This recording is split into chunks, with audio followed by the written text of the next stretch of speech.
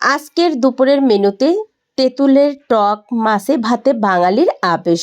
টক টক এই ঝাল ঝাল মাছের এই স্বাদটা কিন্তু জাস্ট ফাটাফাটি হয়। বাঙালির পাতে যদি থাকে তেঁতুল দিয়ে মাছের চচ্চড়ি, তাহলে তো আর কথাই নেই। এই তো এখানে আমি মাছটা রান্না করার জন্য প্যানটা বসিয়ে দিয়ে দিয়েছি সর্ষের তেল।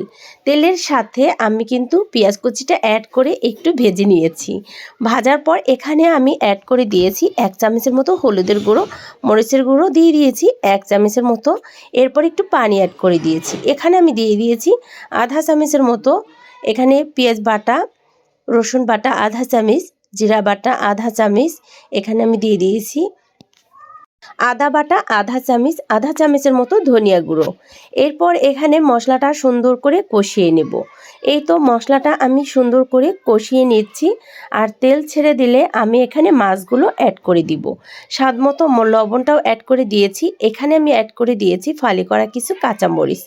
আর কাঁচামরিচটা দিয়ে মশলাটা আরও কিছুক্ষণ কষিয়ে নেব।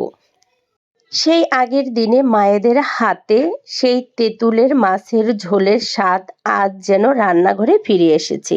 এটা খেতে অনেকটাই মজা হয়। এই তো এখানে আমি ছোট ছোট ট্যাংরা মাছ আর বাইলা মাছগুলো নিয়েছিলাম, আর মাছগুলো ধুয়ে পরিষ্কার করে নিয়েছি। এখন আমি মশলার সাথে দিয়ে সুন্দর করে কষিয়ে নেব। এই তো এখানে আমি দিয়ে দিয়েছি কিছু ফালি করা টমেটোগুলোকে আমি কুচি করে কেটে নিয়েছি। এই তো মাছের সাথে দিয়ে সুন্দর করে একটু কষিয়ে নিয়েছি। মাছটা কষানোর শেষে এখানে আমি ঝোলের জন্য পানিটা অ্যাড করে দিয়েছি। পানিটা দিয়ে এখন আমি ঢাকনা দিয়ে ঢেকে রেখে দিব। আর এরকম দুপুরে যদি এরকম একটা তরকারি থাকে গরম ভাতের সাথে, তাহলে তো কোনো কথাই নেই। খেতে কিন্তু অনেকটাই মজা হয়। এরকম টকের এই রেসিপিটা একবার হলেও ট্রাই করে দেখবেন। তেঁতুল দিয়ে কেউ কখনো কি এই ছোট মাছ রান্না করা খেয়েছেন তা আমি জানি না, তবে আজ আমি নিজের হাতে রান্না করলাম। এই তেঁতুল দিয়ে এই মাছটা রান্না করেছিলাম, খেতে কিন্তু দুর্দান্ত হয়েছিল। এই তো এখানে আমি টুকরো করে তেঁতুলগুলো নিয়েছি। এখন আমি বলক আসার পর এখানে তেঁতুলগুলো অ্যাড করে দিয়েছি। এখন আমি একটু নেড়ে চেড়ে দিব। এরপর এখানে ধনিয়াপাতা কুচিগুলো অ্যাড করে দিব। দিয়ে আরও কিছুক্ষণের জন্য একটু ঢাকনা দিয়ে ঢেকে রেখে দিব।